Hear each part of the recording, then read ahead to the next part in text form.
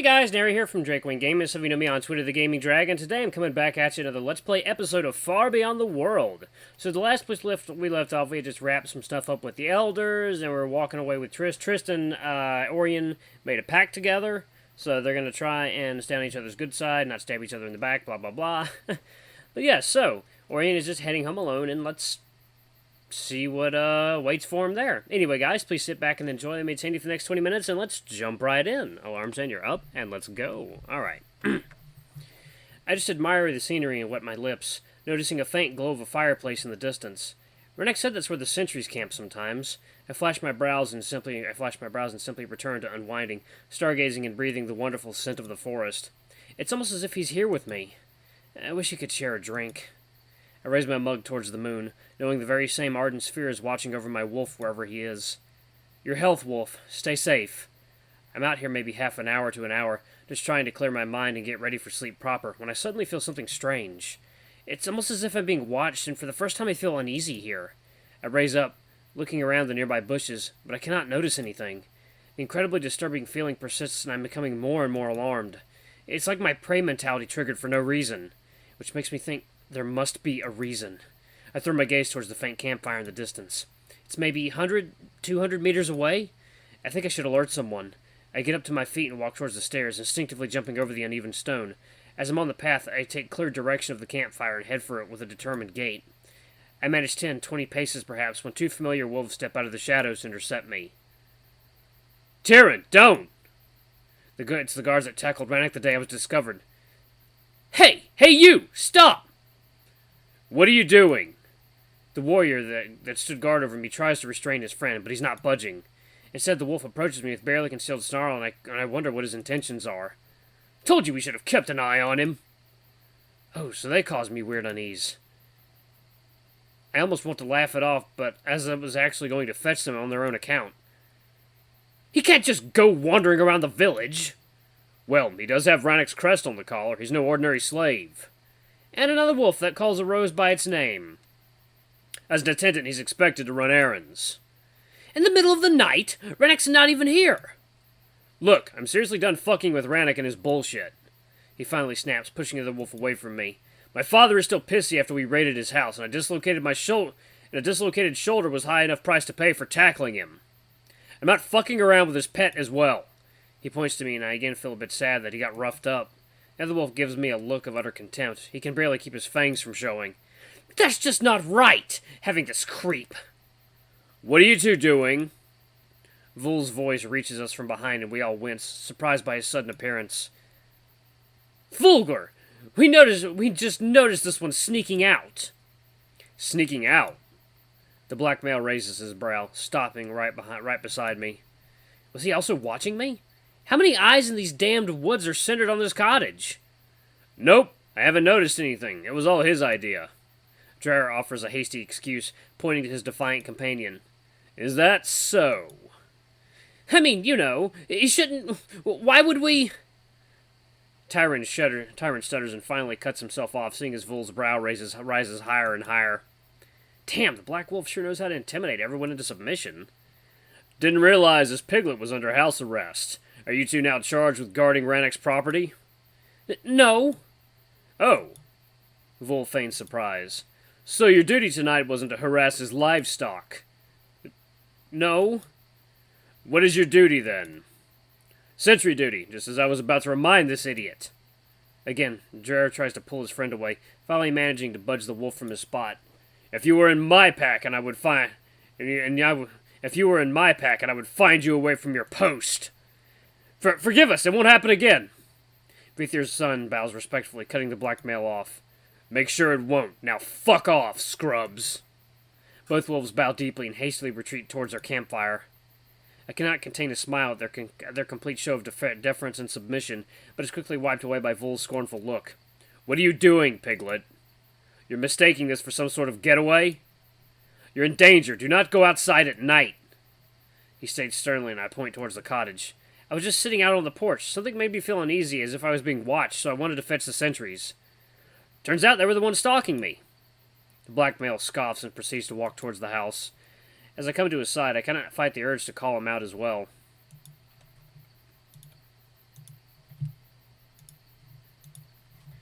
They weren't the only ones stalking me, though, were they? He frowns, but surprisingly, he doesn't take it badly. I was only looking out for you. I know you're an impulsive little piggy. Takes one to know one.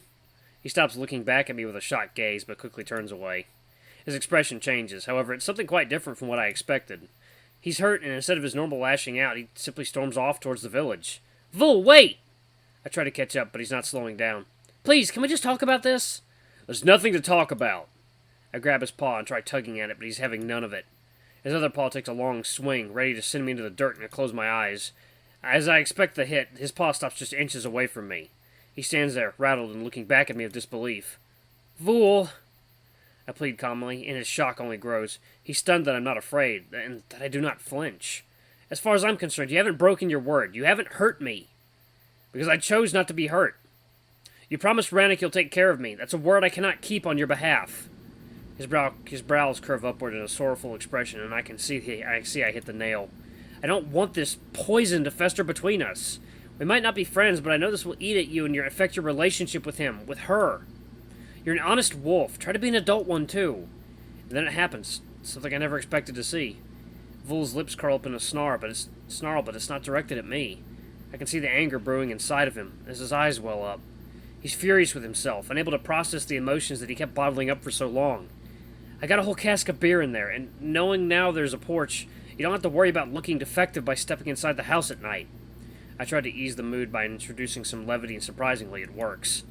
He scoffs at me in amusement, somehow managing to suck up the unspent tears. He's too much of a wolf to shed even a single one. Come. I bid him to follow, and we walk towards the house. We don't have to talk if you don't want to. Just enjoying beer in each other's company will do. I rush into the kitchen, grabbing a spare chair and dragging it outside. I place it on the other side of the table, inviting the male to take a sit. As he makes himself comfortable, I run back inside to fetch him a mug of ale. I dip the tankard into the barrel and carefully bring it outside. Here you go. Thanks. He mutters indifferently, not really regarding me. I take my seat and try not to stare at him. The silence overtakes us, and we're simply taking sips interchangeably. Minutes pass, and it's clear that the Black Wolf is mulling over something. His expression doesn't betray much, but his eyes fixated in the distance indicate he's very much focused. I wonder whether perhaps I should try to engage him, but I remember what Varissa said. I need to give things time. Just the sheer fact he accepted the invitation is enough. I really don't want to fuck it up by being pushy. And so my patience is rewarded. After a few more minutes, the wolf finally sighs and breaks the silence. I shouldn't have done that. He nods towards my neck. No, you shouldn't. I nod slowly, taking an idle sip of ale. But I understand why you did. He doesn't regard me. His red irises are set on the woods in front of us.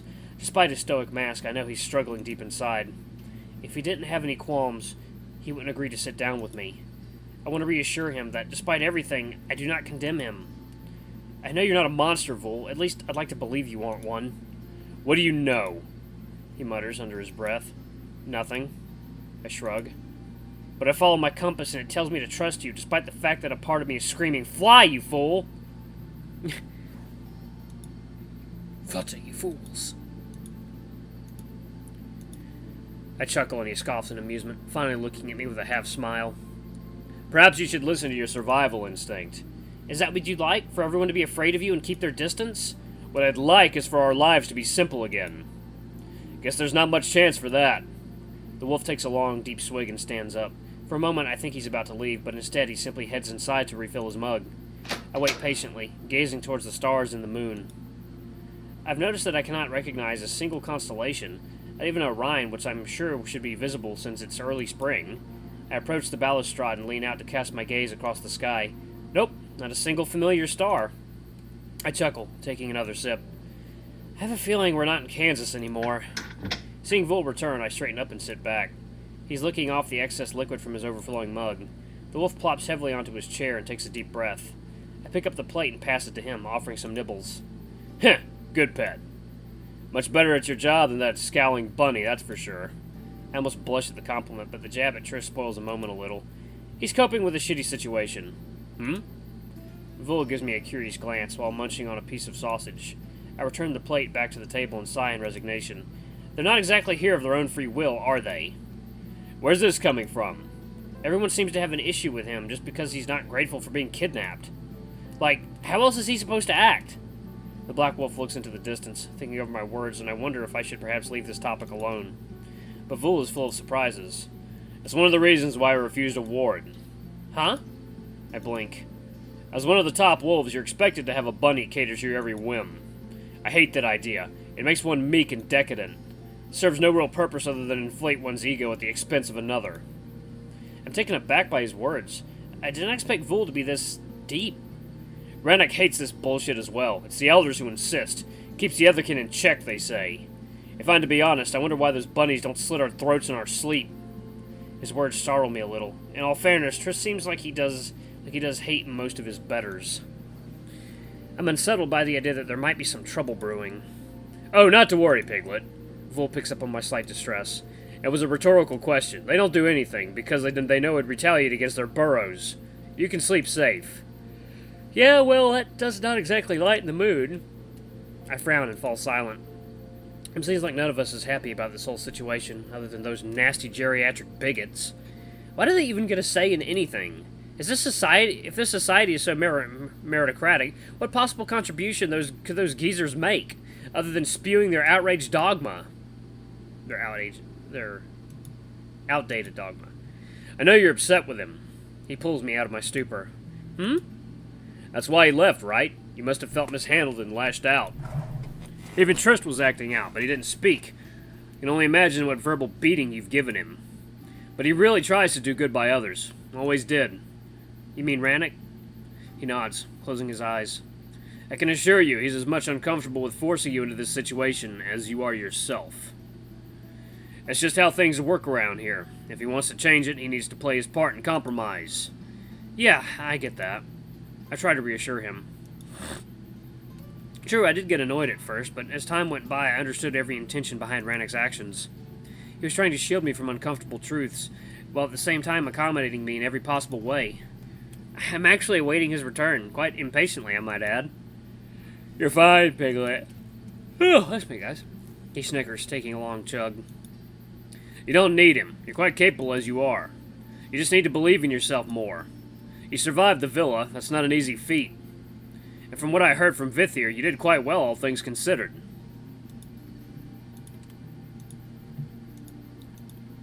The wolf winks at me, and I must admit, it feels good to be praised like this. Rannoch seems to underestimate you. He means well, but sometimes you have to let others stumble and get up on their own. This little separation is a good way to jumpstart your self-reliance. Vul notices my confusion and takes another gulp.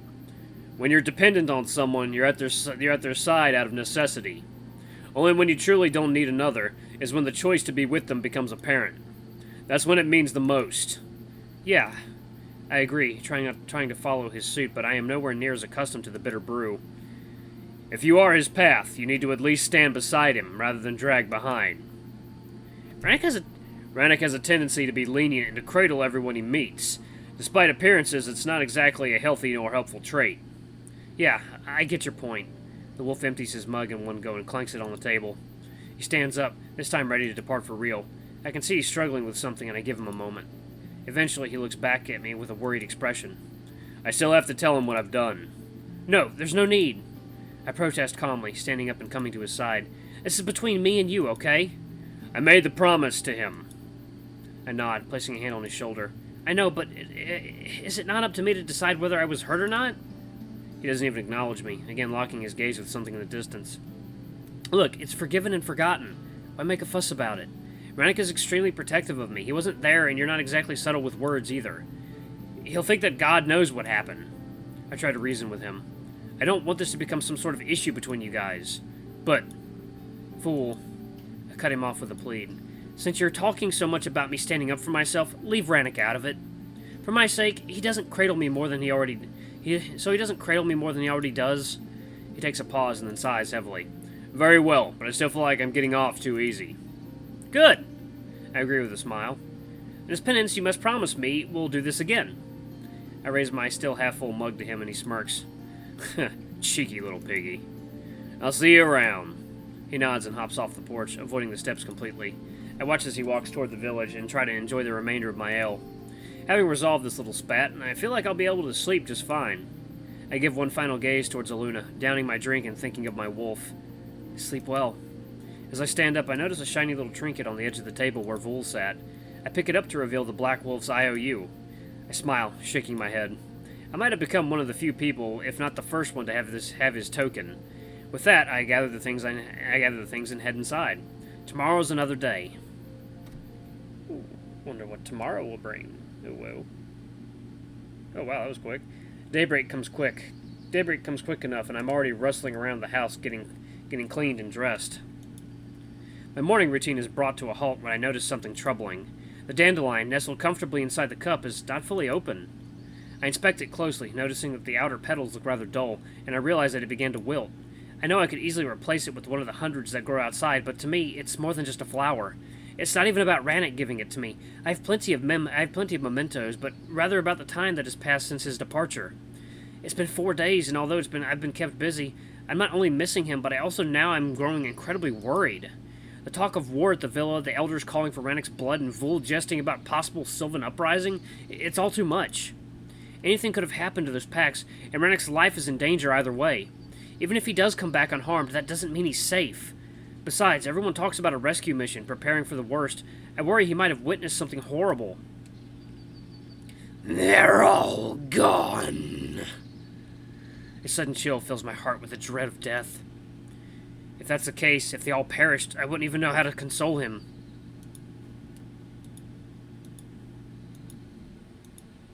One lost friend would be bad enough, but losing a whole bunch of them could break a person.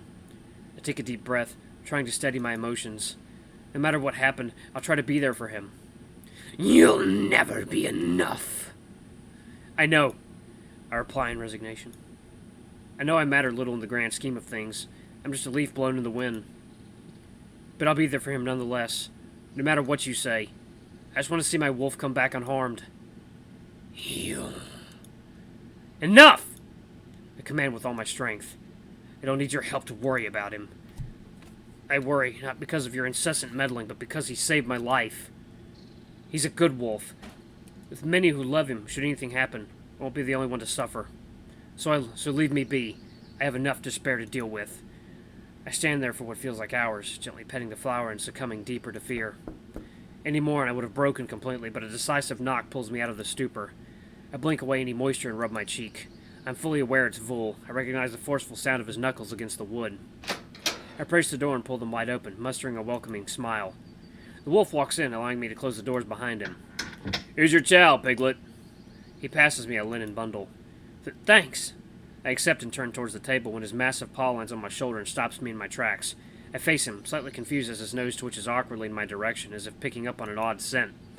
It's just lavender soap Verissa gave. I smell fear and anxiety. Huh? I blink, immediately put on a spot. Your heart is out of rhythm as well. What rattled you so? Fuck, their mood detectors really make any attempt at a poker face completely pointless. I don't see any reason to lie to him either, although I'm sure he'll just brush it off as me being a whiny bitch. I'm just worried about Rannoch. It's been 4 days. I try to sound brave, but my voice wavers, and he picks on it immediately. Seriously, Piglet, he's an alpha. He's fine. You're being emotional again. Yep, there it is. Thanks, Vul. That cheered me up to no end. I shrug and brush away his paw. Since he can read me like an open book, I stop pretending and put my despondency on full display.